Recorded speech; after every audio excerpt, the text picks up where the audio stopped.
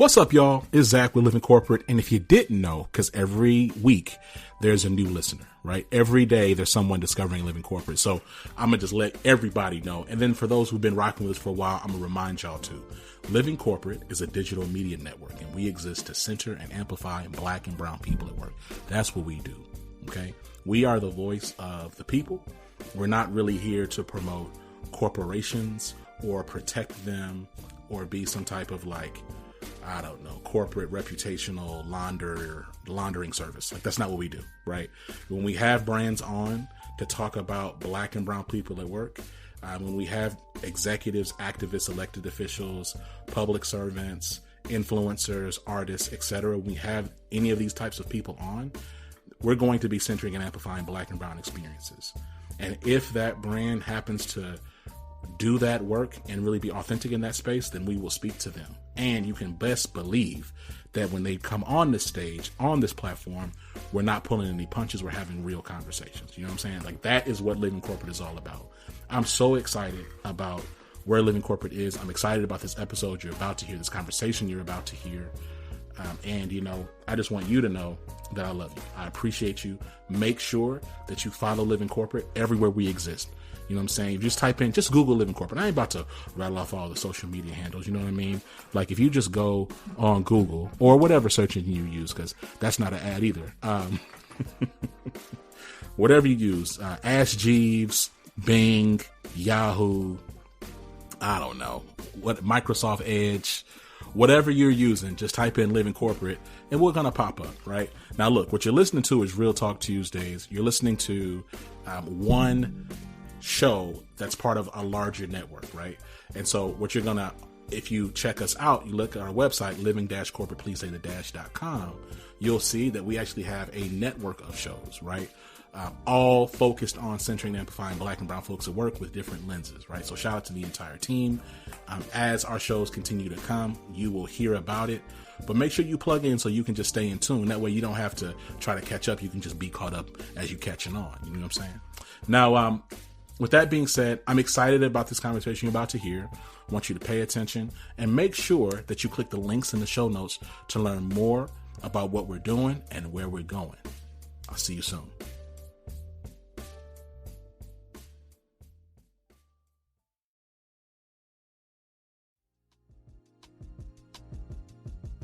Dr. Goode, welcome to the show. You're looking great. Skin is beautiful. Suit looking good. How's it going, man? I'm down here in hot Atlanta where it's 81 degrees. So you got my tan to get. Hey, you're looking great. You're looking great. Listen, and it's funny. I talk to a lot of people. I don't know if I talk to a lot of Georgia folks. I was born in Rome, Georgia. Yeah, okay. Right up the road, man. Mm-hmm. So look, let's get right into it. Right, let's talk about your educational background, particularly your PhD, and how it influenced you to engage this DEI space. Yeah, so thanks for again having me as a guest. I'm a big fan of your work. So talking about my journey, you want to start with education, PhD from University of Alabama, Roll Tide, and my PhD is in public policy. Specifically, get this, you're going to love this: the efficacy of affirmative action in terms of advancing public policy. Now, look, I got my PhD in 93, okay. And here we are in 2023, and affirmative actions under. You can't make this up. No way. You can't make this up. So, I've always been the beneficiary of affirmative action, but in terms of public policy, the stuff that the Supreme Court and others are overturning or try to overturn, or certain states, I've been looking at this since 93, man. You know what's wild, right? Is so I remember, now who did I interview? This was a while ago, and they really cut their teeth in DEI back in like the late 80s.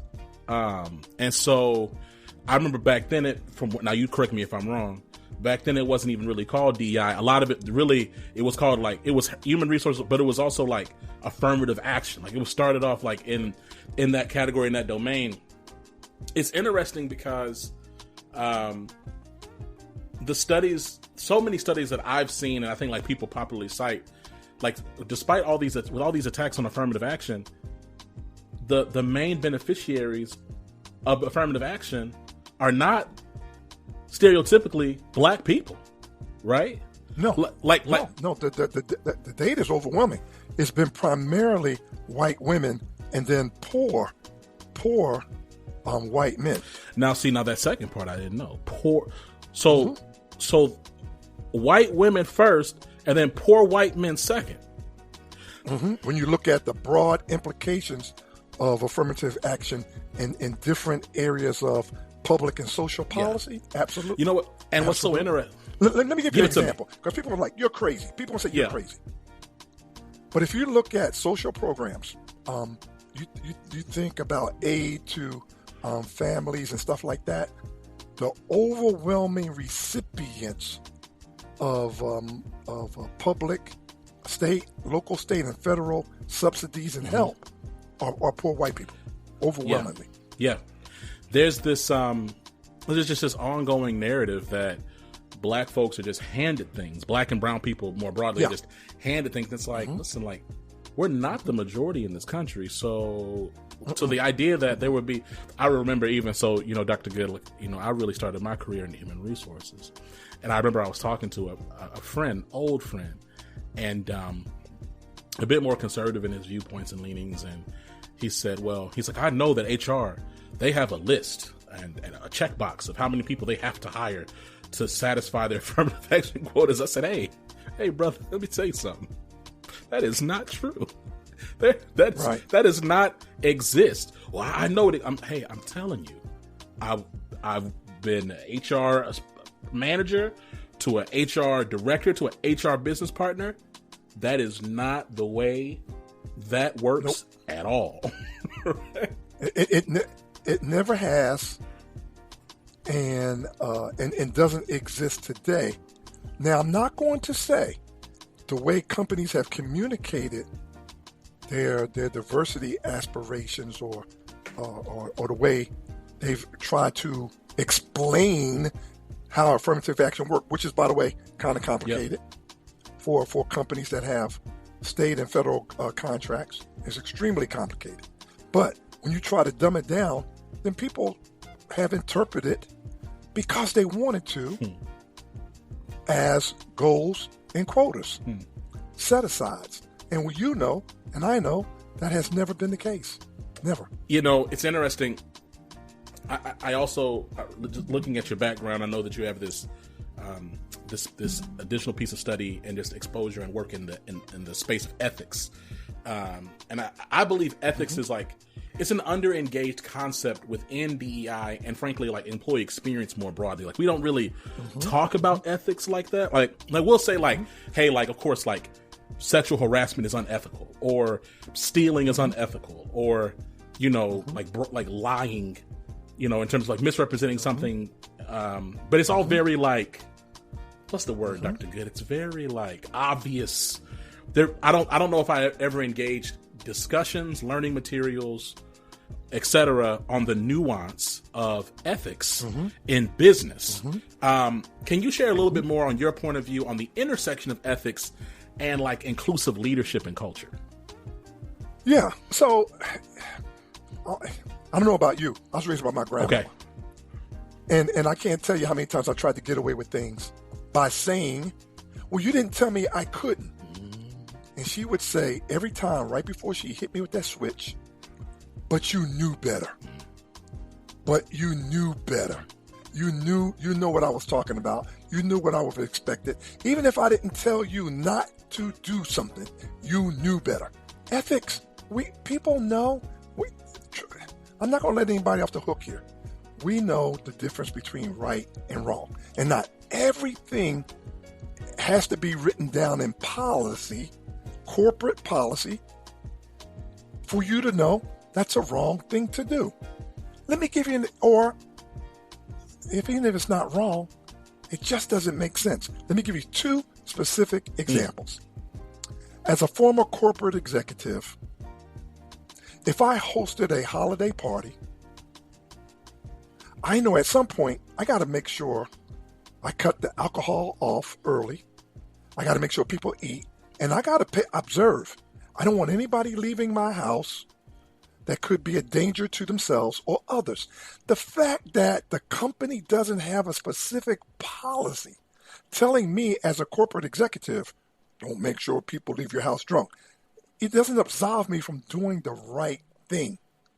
See, I also was an Air Force officer. There's a concept in the military called command authority. Congress gives us the legal authority to send people into harm's way. Could even result in death. Since given that authority comes a lot of responsibility. At the top of the list is you knew or should have known something. It's not the fact that I can't tell you how many people used to get in trouble, not for violating the Uniform Code of Military Justice, but for ethics. You knew or should have known that was going to cause an issue. That's what we got to do. We got to talk to people in everyday language and what I call, if I can't explain it to my grandmama, then I can't explain it to an employee. You see what I'm saying? We've gotten all with these big words, diversity, inclusion, belonging, engagement, DEIB, element of Z. Employees don't talk in those terms. We got to talk in language your grandmama and my grandmama would have understood. Word. And then they will start behaving that way. I got hit with that switch. I knew not to go off that porch. I know what you're talking about. Yeah, no. So it was me and my mom growing up, but I would spend summers with my grandmother. And yes, of course. And yes, I definitely knew. I knew better. To your point, you made mention of your military experience, and thank you for your service. That brought another question to my mind. I know that. We talk about like business resource groups, employee resource groups, and veterans. It's like oftentimes like an employee is a space, it's a subdomain. Do you think that there's an adequate level of intersectionality within like veteran diversity efforts related to like, hey, we're all veterans, but like I'm a black man who is a Gen Xer, and you're a white man who might be a baby boomer or a millennial. Do you think that there's adequate levels of thought in terms of how we're intersectionally engaging that space? And if not, like, why do you think that is?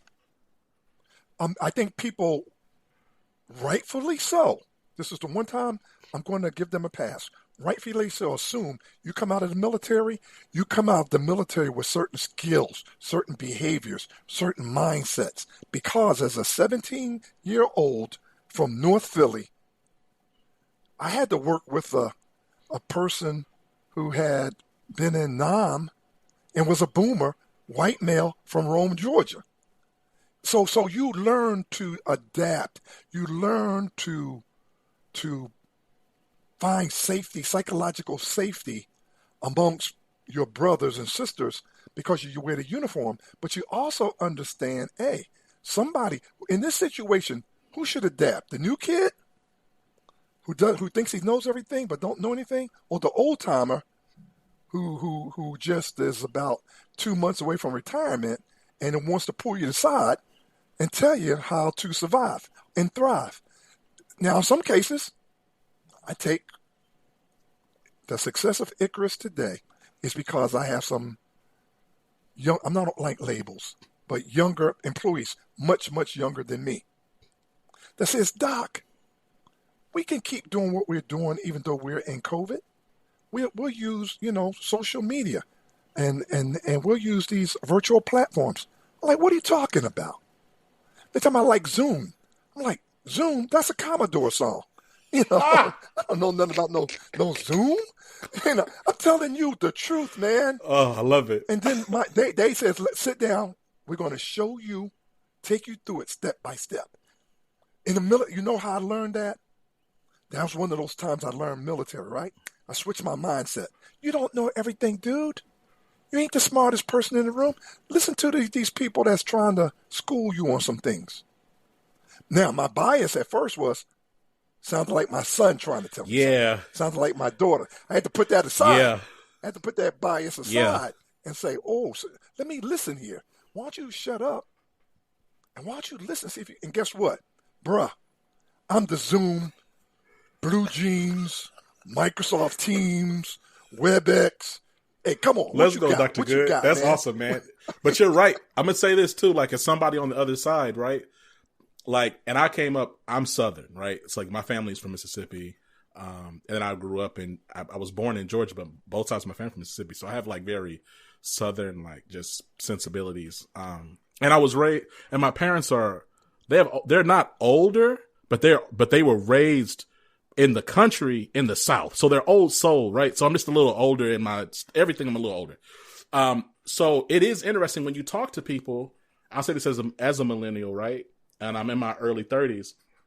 You talk to somebody and they're like 50 plus. So like, man, their kids are maybe only like 6 or 7 years younger than you. And so I've been experiencing that, to your point of like, dang, okay, I do want to help. I don't want to come across like I'm being disrespectful.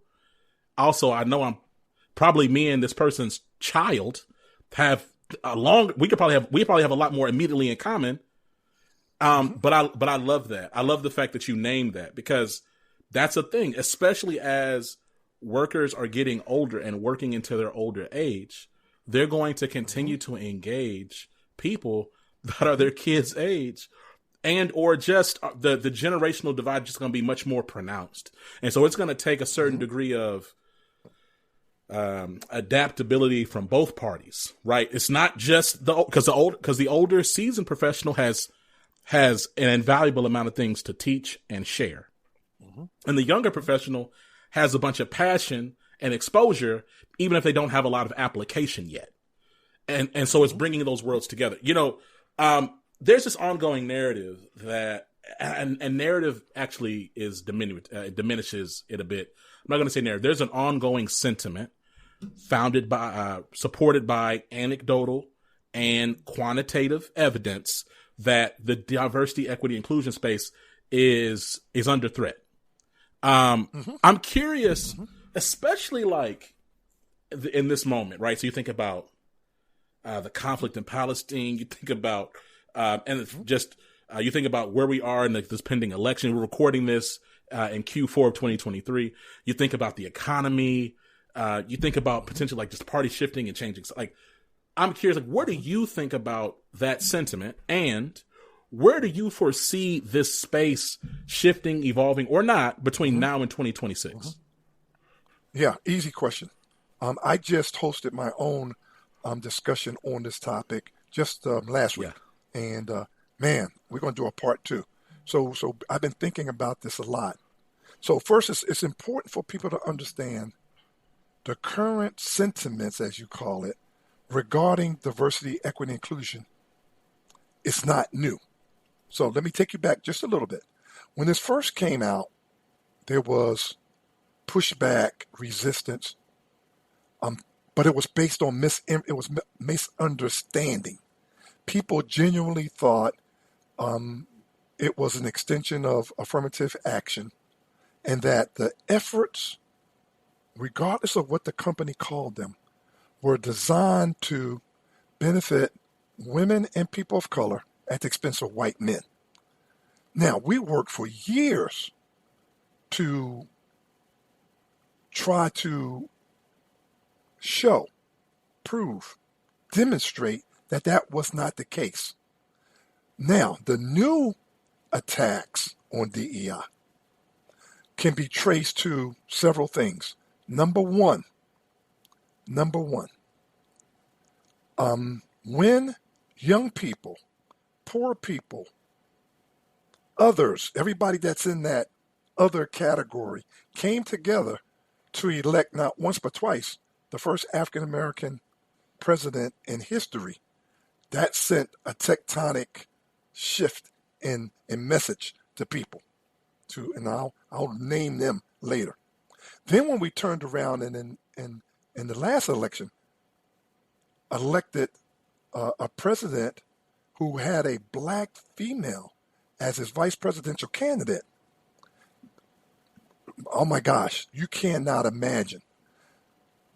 The people who have always been opposed to the work that we're doing have always been and always will be. But now they've been able to put together a coalition that says, look at these people.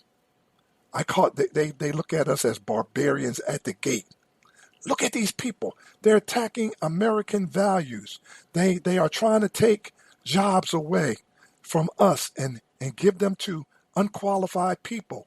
They've taken that message and says, look at the south of the border. The efforts of DE&I are going to just bring all these people in and give them your jobs, even though they're not even citizens. And then look at these LGBTQIA plus, they're poisoning the mind of your children.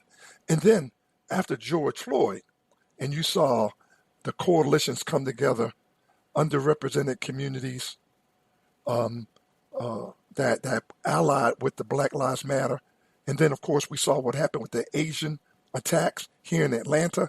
When those coalitions all started coming together, it literally formed clear battle lines between people who are not in support of this work and everybody else. Everybody else. Whether or not you are supportive of this work or not, if you're not on their side, then you're the enemy. And make no mistake about it, it's not just DEI. It's everything. It's women's right to choose. This is the United States of America, and we're banning books. That sounds like some scene out of some sort of dystopian, movie. Is this an attack on the Capitol? We didn't see that in the height of North Vietnam protests. So now it's clear. The battle lines are clear. There is a group of people who have said, if you are not on our side, if you're not with us, then you are against us, and that's the fuel for the most recent attack against the work. Does that make any sense? Absolutely. This has just happened overnight. Nah. This has been coming, but now the battle is crystal clear now. And guess what? Inside of corporate America, the pushback. Guess what? Guess what's fueling that voice? People like me and others who says, we want you to tell us what you're thinking and feeling and experiencing. It's safe to do so. We are not going to retaliate against you. So guess what? We said it's safe for you to say, I don't know why the hell we've got BRGs or ERGs. No, I'm not in support of diversity, equity, and inclusion. And no, you're not going to force me to go to any training.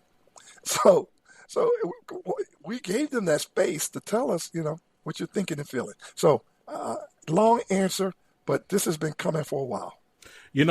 It's interesting to your point about the historical context setting of this. I think some could even argue that this started 50 plus years ago after the passing of the 1968 civil rights legislation. And you think about politically, I don't believe that the majority of white folks in America have voted Democrat since then. And so there's been these different movements or spaces or groups with different faces and shapes, but all with the underlying sentiment of us versus them. We need to protect the house, no pun intended, and we need to make sure that we keep, to your point, the barbarians outside the gates. As I think about this question further, I'm talking to a lot of DEI executives right now who are looking to pivot into human resources, employee experience, and really kind of get out of DEI. Do you foresee that as well? Yeah. It's we're seeing that a lot, and I don't know. I've got mixed feelings about that. I understand the frustration of leading this work inside a for-profit company.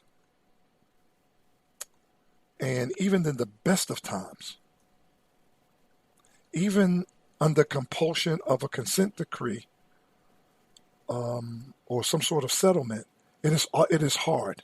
So do I understand it? But I would tell those same folks that are exiting, now is the time to stay and let's prepare the next generation of folks who are going to be doing this work. No, please take note of my intentional efforts to avoid the buzzwords. I've never liked them because we're not going to go down that road. Respect. But the work. Let me be clear. People say, well, what's he talking? If he's not talking about DEIBs, what's the work? The work to create, to acknowledge and accept that every organization is diverse. It's just this. Whichever way you want to define it. It's got different people from different backgrounds, different perspectives. The question is, how do you get them to work together cohesively so that they can have the best work-life experience, be the best versions of themselves, and help the organization be the best version of itself? Doesn't everybody want to work in an organization that if you have policies, they are fair and apply consistently? I know we always wanted access to allies and mentors and coaches and sponsors and tools and resources to do our best job. We never asked anybody to give us anything, but at least allow us to have an opportunity. Let me show you what I can do. Put me on the field, coach. You drafted me. You hired me. Play me. If I don't perform, cut me. That's not that much to ask. Nah. But you say, well, Doc, then what's the work? The work is we got workplaces that are still not healthy. They're not psychologically safe. They're not fair. They're filled with individuals with biases and organizational biases that reinforce the individual biases. And then we got leaders that punch their shoulders and throw up their hands and say, oh, I didn't know. That wasn't my intent. Well, thank God for companies like Icarus Consulting, because when people call us, we come in like a medical professional. We do a diagnosis. We tell you what your numbers are, and we say, let's get to work getting healthier. If that's what you want to do. And I think yes. I mean, that's just a critical part of it too. I think so often, I'm coming to this space, very honestly, very similar to you, Dr. Goode. It started in the corporate space and then building my own shop. But it's okay, I think one of the things I did not appreciate early in my career, you go in we're going to do an assessment, we're going to do this, we're going to do this, we're going to do this, we're going to do this. And you make these assumptions that's where the client is and that's what the client wants. And over time, you realize oh, wait a minute, you don't actually necessarily even want an assessment.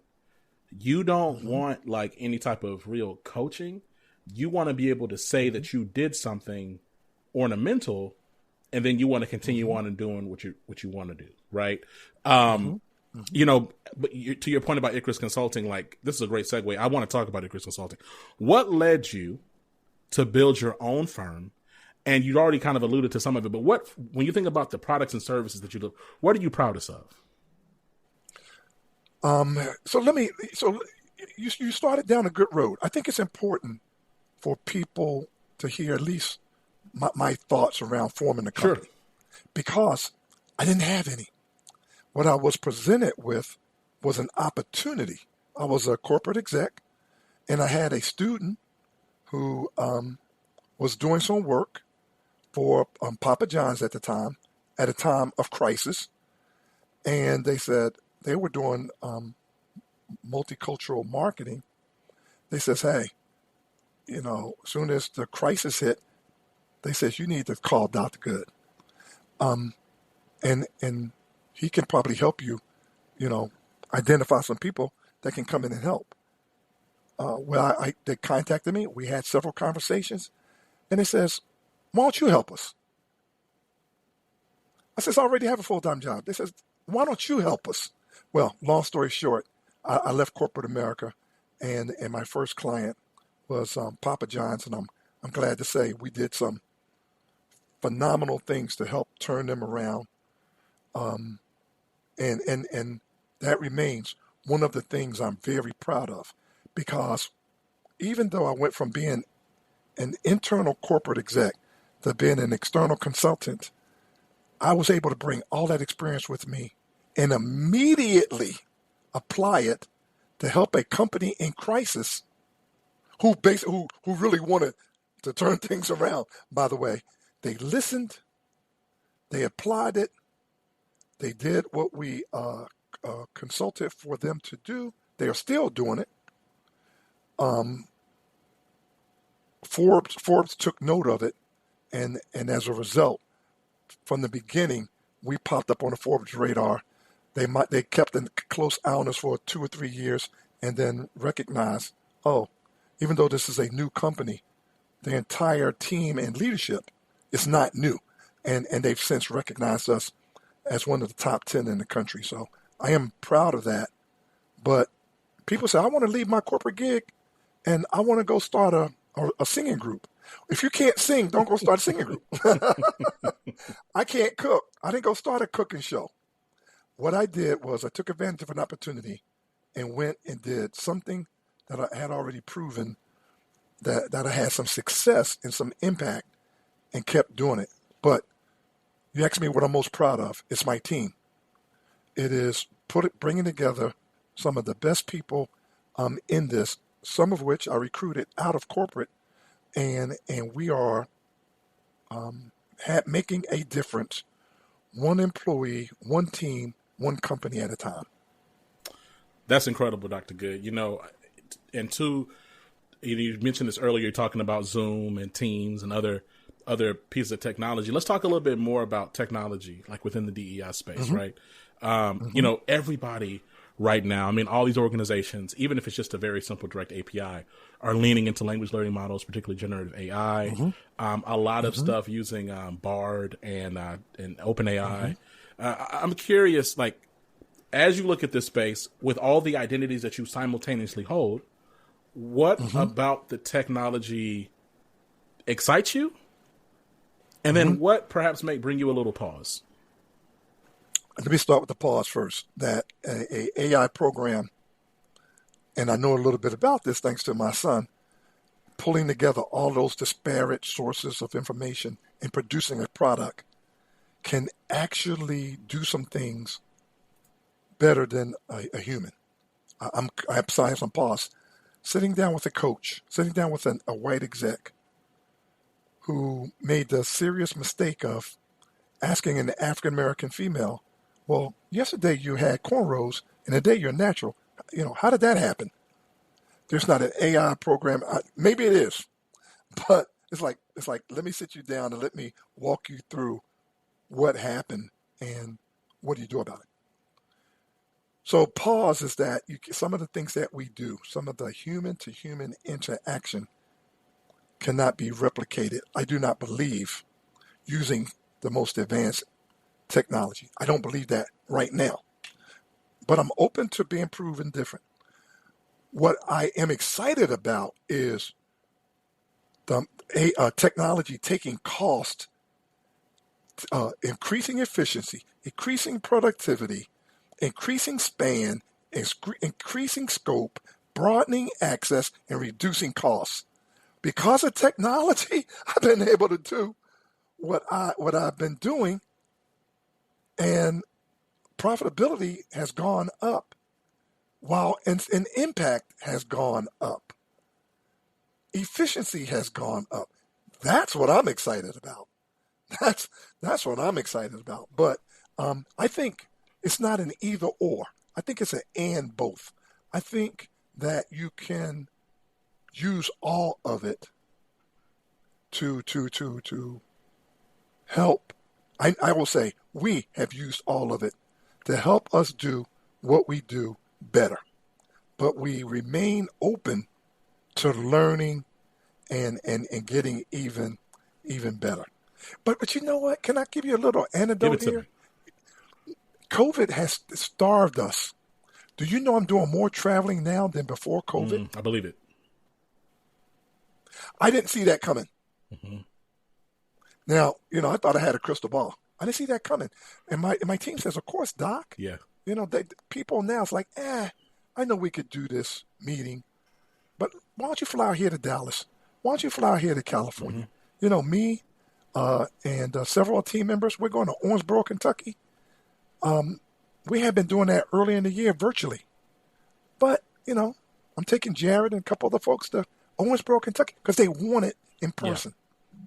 Yeah. And that's what the client wants. Yeah. Not at all surprising. I think about, for like that year and a half or so plus, just the anxieties around traveling, and then people were traveling, they get sick, so it was like, man, we're really going to travel now.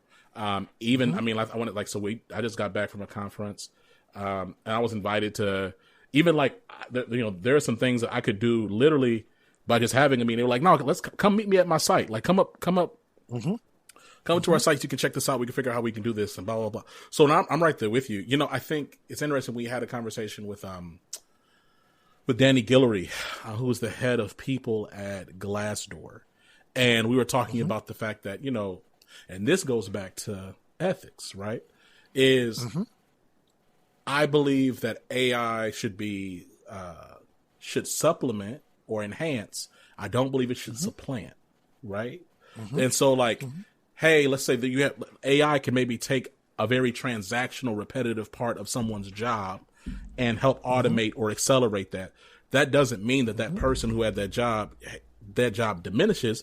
It means now they have an opportunity for their role to expand, right? So AI should really drive employee enrichment and not and not necessarily always employee reduction. Can I share? I can't say the client's name, but I had a chance to talk to the CEO, big retail, big box store. I said, can I just share something with you? I said, I felt a certain way when I walked in your store and and saw all the self-checkout. And my first thought was, wow, I'm sure it's efficient. I'm sure it's even faster. I'm certainly it's profitable. But man, I felt a certain kind of way because I saw for every machine that could have been a person's job. He says, Doc, we didn't let anybody go. We put those people in the aisles walking up and down helping customers.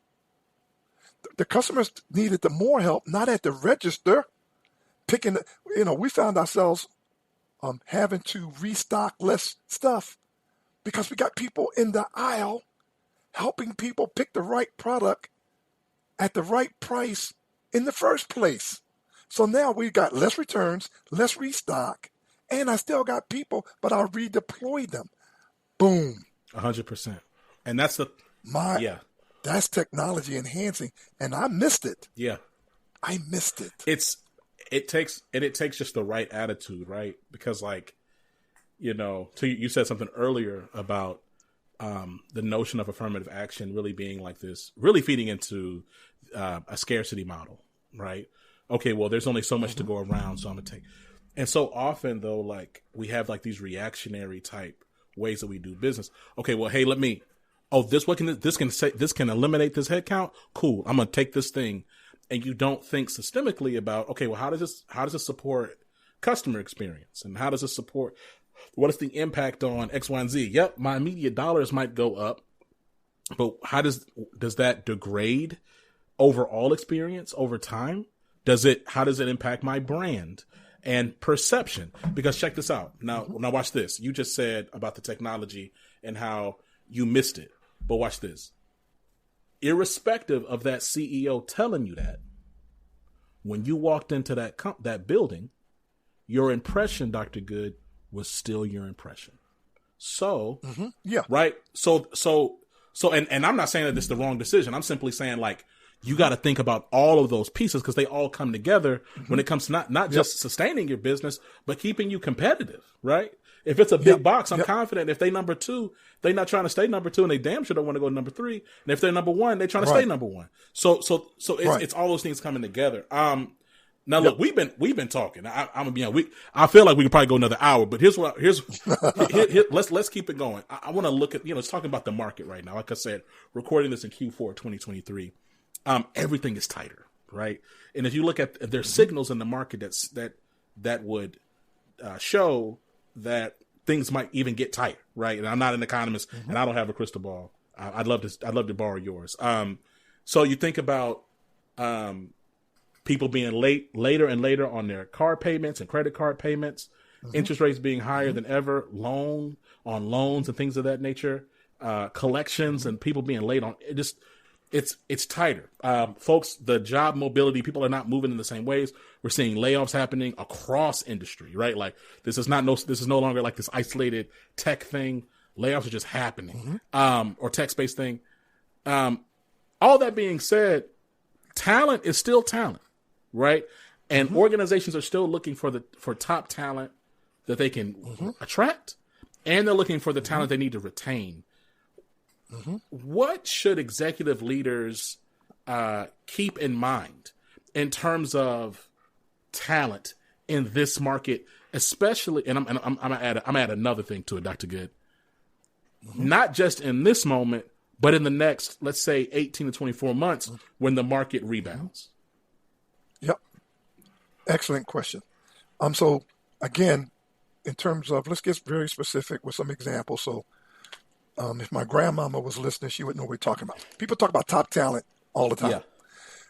Let me define for you what is top talent. In an organization, if you are being rated 1 or 2 cycles at the highest possible rating, on a scale from 1 to 5, let's say 5 is the highest, 2 consecutive years or more, you've been rated a 5. You are defined as a top performer. Top performer gets top rating. However, if you are a high potential, that means that regardless of where you are in the organization, because of your current performance in that role, the organization believes you can go at least 2 more levels up. This is critical because people are like, I'm a top talent. It's like, wait a minute. I show up every day. I work hard. Hold on. You doing what you're supposed to do. You're doing what you're supposed to do. And that's, you're getting paid. You're showing up. But when companies are looking at talent, they're looking at who's my top performers and then who's my high potentials. Having said that, people who have consistently been top performers or high potentials will always have a job. They can go from company to company, industry to industry, and maybe even switch over. Some of those people can go start up their own companies. They will. That talent has its privilege. It does. And I'm not talking to the people who have the talent. I'm talking to the people who show up every day and help keep the grease going, help keep the company going. That say, what about me?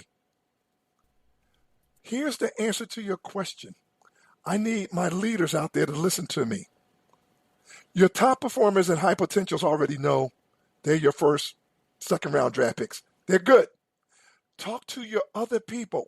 Make sure your managers are giving them candid feedback on their current performance. Make sure, leader of company X, make sure your managers at the front line are telling their employees, here's what I'm going to do to further develop you in this current role. And oh, by the way, if it prepares you for another position, I got your back. But here's tell me what you think you'd like to do. Then let me give you some feedback about whether or not I think that's a good direction for you to go. And if so, here's how you get there. All I'm at with talent today, talent tomorrow, and the next day. Let's have some courageous conversations. Let's be honest. Let's be fair. Let's be candid. If you are very, very good at what you do, but I think you are well placed, then tell somebody, I think you're well placed. If you don't, prove me wrong. Right. Or do what I did. When I was told I was well placed, I'm like, I ain't buying that. Maybe I'm on the wrong team. There you go. There you go. I went to a different team and, got a nice signing bonus and all of that. And it's like, oh, yeah. Now I'm with the right team. So, but somebody had to tell me honestly, Doc, we like you. We think you're doing a killer job, but we like you right where you're at. Yeah. It's like, I like something different. There's several people out there listening to me. They're like, oh, yeah, he told me that. And or when I got passed over for a promotion and came back to his office crying, literally, he says, I don't agree with that assessment. You should have got that job. But they have told you what they've told you.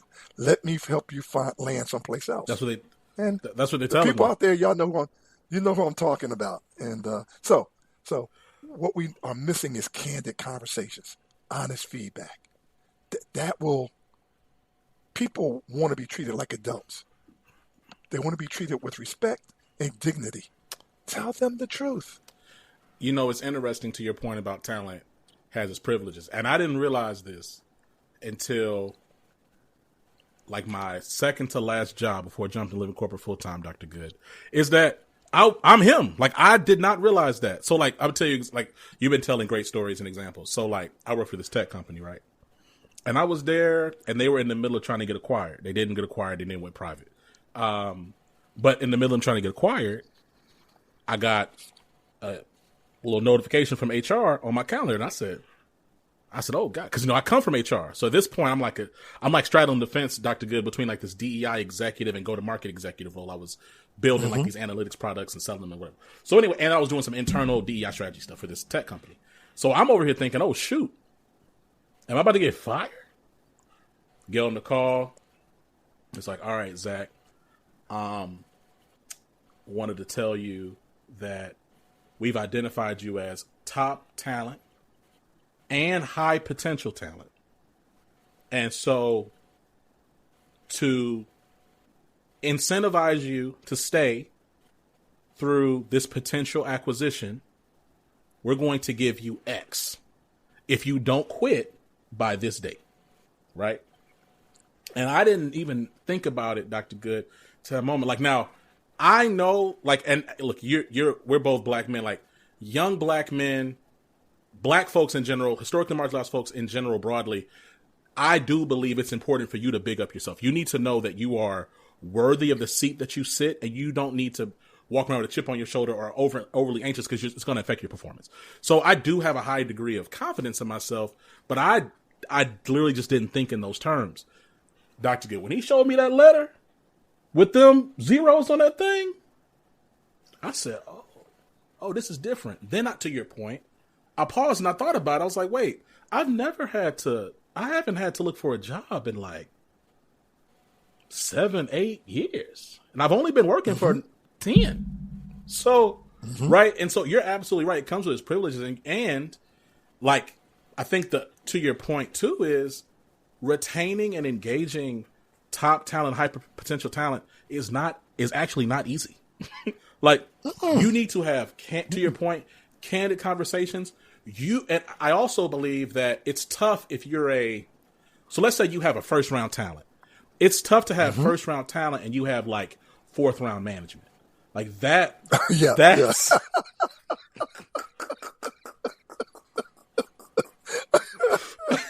Like, you need to have some, because if you got some killers, your management kind of got to be some killers too, because eventually what will happen is it'll be resentment, disengagement, and then that person will exit, right? And they'll to do their own thing or to jump to a competitor.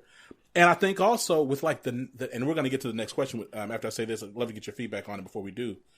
I think also like with just the nature of top talent and high potential talent, they learn. So much of the work that exists today, if you don't get them on some non-compete and like very aggressive paperwork, they're going to just take all the things that they've learned, not your patents, not your IP, just the things that they've learned.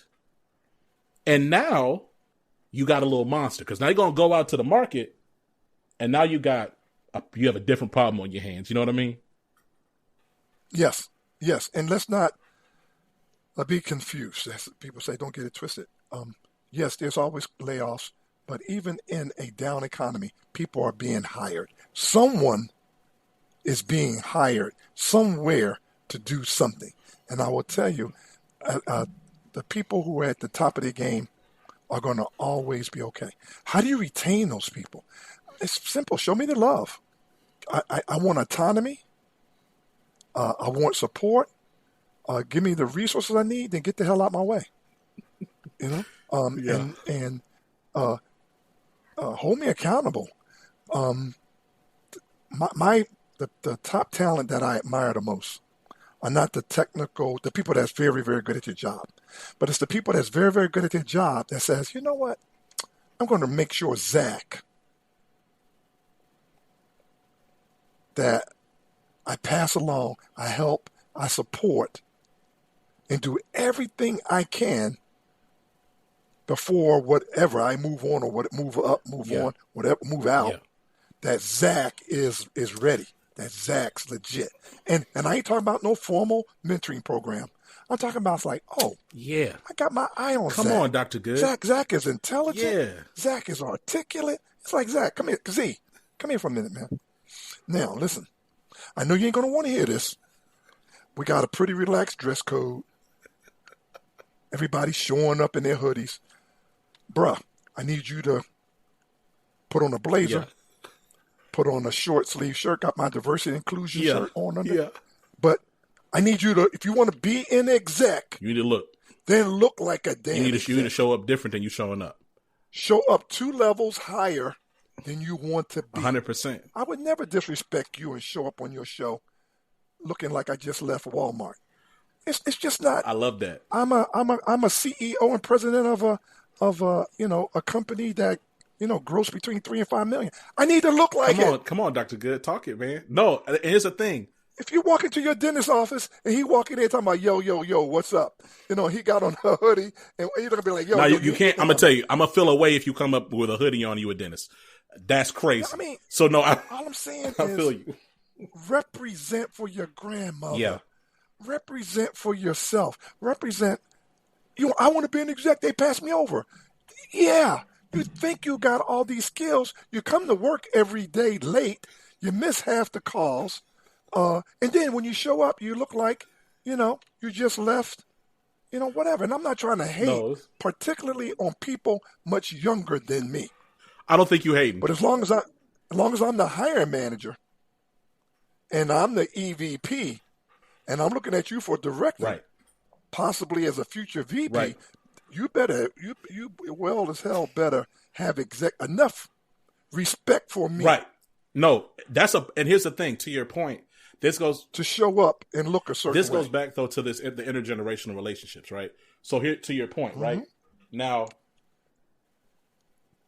and this is another podcast for another day, Dr. Good. But believe it or not, black folks can't win for losing. I show up to work sometimes, be like, but they tell me I'm overdressed because I'm wearing a blazer with a pocket square and some monk strap, whatever, right? But here's the thing: is my natural environment, I'm probably gonna be Nike Tech down. But if I know that the person that I'm trying to get sponsorship from does X, well, if I respect and genuinely believe I need their sponsorship, then I'm going to adapt my style to get X. Because my goal is not to necessarily please, quote unquote, this person. It's to get the access and support that they provide. So, but so often, to your point, now, I'll say it, millennials and Gen Zers too. We do but I don't I'm gonna just do it my own. It's like, all right, you're gonna do it your own way? Cool. They're gonna do it your own way then. And don't be mad when this other person who is not maybe as talented as you, but did decide to adapt for a moment, gets X, Y, and Z.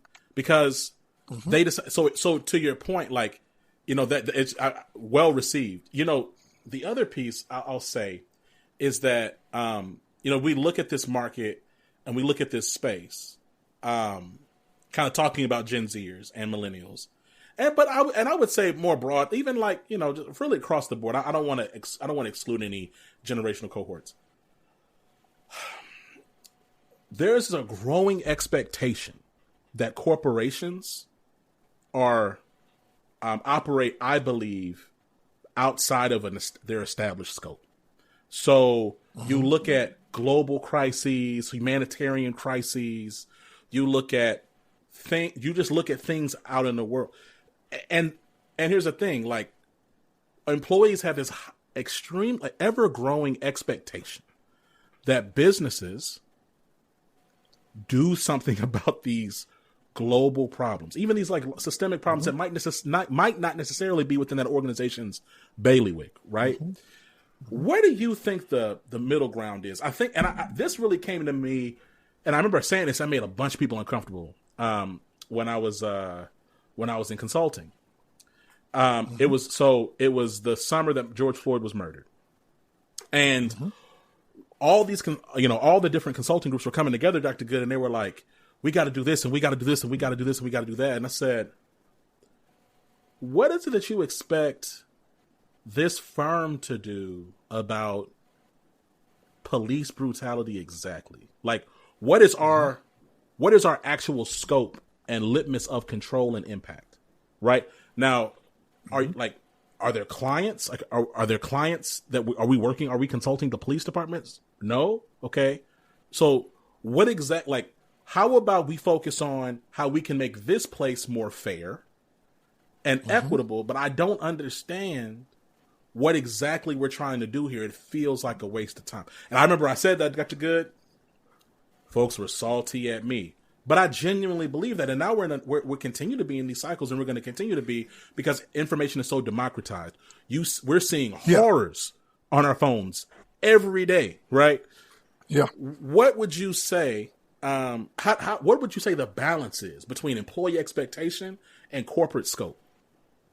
Easy question. So again, speaking in specific examples, we had dozens of new clients approach us during the summer of 2020 with because of the murders of George Floyd, Breonna, and others. And of course, first they approached us because, well, tell us what we should do, and in the meantime, can you help us put out a statement?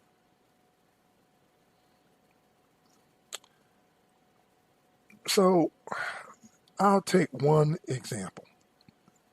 Had a client call me in the middle of the night and says, hey, my phone has been blowing up all day. My women's employee resource group wants the company to put out a statement in light of the Supreme Court decision basically striking down Roe. What should I do? So I'm not gonna make a long story short. We agreed that what can you do that has impact is to make sure, since you operate in multi-states, to make sure, that every employee, men and women, understood what their health benefits were. To explore and examine whether there was any inequity in your health benefits between genders and between the places where you operate. Let's make sure that you go on a listening tour to find out what are the concerns and the questions employees have about the Supreme Court decision.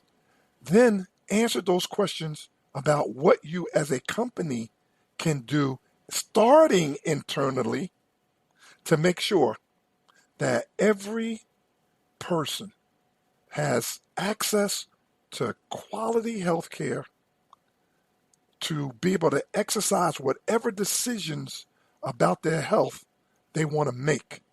And yes, there's a lot of, right now, uncertainty. So start by giving clarity. Here's what we know. Here's what we're going to do. If you are in this state where we operate, and this state says there is no exceptions to having abortions, but we operate in another state, we are going to pay for you to go from that state to X state so that you can exercise your health choices, whatever that choice is. Oh, by the way, if you just choose to adopt, put the child up for adopt, whatever, We got you. And start with what you can do, not what you can say. Does that make any sense to you? And that I apply that across the board to a plethora of crises. Focus on what you can do first. Then share that out. A statement of prayers and best wishes don't have the impact of actually doing something, and then put out a statement about what you are going to do. Yeah. Yeah. Does that make any sense? Absolutely. And like, it's all about, you think about, so employee DEI. No, wait, I got to interrupt you just Give it to me. I just got to give you another Give example. it to me. Everybody knows about voting rights attack. Had another client. Doc, people are driving me crazy, blah, blah, blah, blah, blah. We need to put out a statement. Look, let's not concentrate about the statement. Right now, what is your policy on voting day? What is your policy on voting day? Knowing that there's going to be these implications of people going to vote and maybe having to wait in line 8 hours. What's your policy?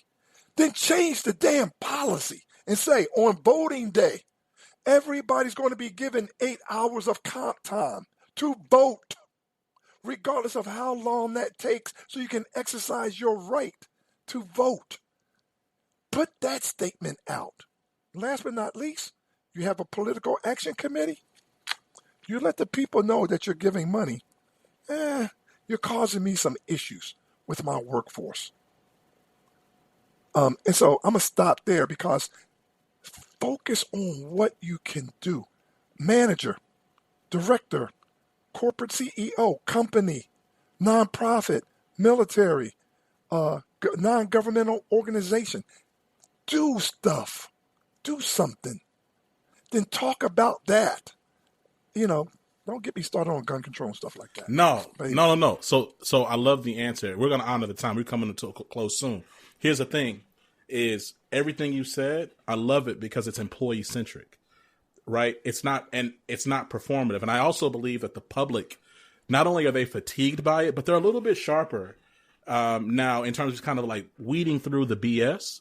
So being able to say, hey, no, this is what we're actually going to do. Here's our policy. Here's what we're doing. Or, hey, here's how we've adapted or updated to reflect our principles and values, not we stand with and we honor that, or we are thinking of, to your point about well wishes. Look, Dr. Goode, this has been a dope conversation. Like I said, we could keep it going. Because I was about to ramp up and ask a whole set of another question, but I'm going to stop. This has been a dope conversation. Before we let you go, any parting words or shout outs? Parting words. So let me start with shout outs first. I, as proud as I am of, all of the success that Icarus Consulting has had, some of the personal awards I've been given, it would not be possible without my team. I have got the best team, family. I call them family, the best family on the planet. So my grace and gratitude for my Icarus team. Parting words for those that ask, Doc, well, what do y'all want? First of all, who's y'all? But let me tell you what most people want. The people that look like me, we want what everybody else wants. One nation, under God, with liberty and justice for all. Every day. We want that 365. Not during Black History Month, not just during Juneteenth, not after a crisis, not after mass murder. We want that every day. One nation, under God, indivisible, with liberty. I shouldn't have to fear about what neighborhood I'm jogging in. And justice. If I'm treated unfairly, I can count on the system to do the right thing. I want that for everybody. I want that for you. I want that for me. I want that for my sons. That's what my grandmother and others like her fought, and in some cases died for. That's all I want. And that's all I believe anyone that comes from an underrepresented, underprivileged community wants. So I'll stop there. But thanks again for the opportunity. I can talk to you all day, man. Dr. Goode, it's been a pleasure. Make sure everybody check out the link in the show notes, Icarus Consulting. Make sure you want to learn more about Dr. Goode. Make sure you check that out. Dr. Goode, we'll talk to you soon. Okay. Thank you, sir.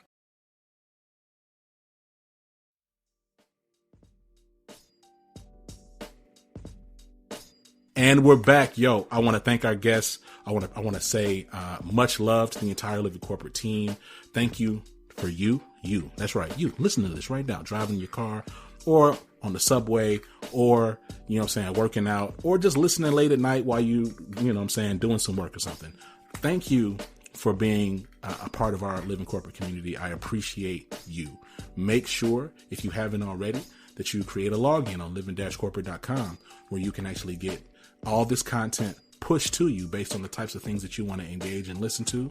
Make sure you actually go to living-corporate.com for jobs and career advice and all types of just dope content that we got on there and that we're publishing every single day. All right. Till next time, this has been Zach. I'll catch you soon. Peace.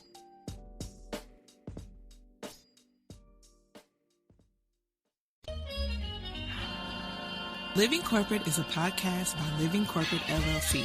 Our logo was designed by David Dawkins. Our theme music was produced by Ken Brown. Additional music production by Antoine Franklin for Musical Elevation. Post-production is handled by Jeremy Jackson. Got a topic suggestion? Email us at livingcorporatepodcast@gmail.com. You can find us online on Twitter, Facebook, Instagram, and living-corporate.com. Thanks for listening. Stay tuned.